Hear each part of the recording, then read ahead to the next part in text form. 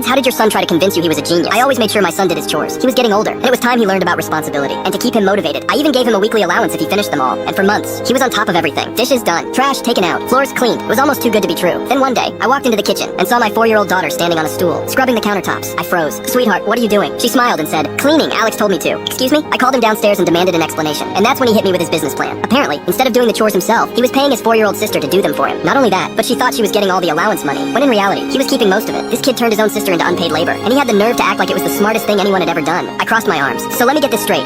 You're outsourcing your chores and underpaying your own sister. He nodded. It's called business. Dad, I took a deep breath and stared at him. This kid was running a whole underground operation in my own house. And the worst part? It was working. I sighed. I couldn't even be mad. I walked over, patted him on the shoulder, and said, yeah, you're gonna be rich one day. Then I turned to his sister and said, you're getting a raise. I've never seen someone panic so fast. His jaw dropped. Wait, what? I smiled. In fact, from now on, I'm paying her directly. He shot up from his chair. No, you can't do that. I shrugged. I don't know. Son, it's just business. He hated me for a week, but hey, at least he learned how harsh business can be.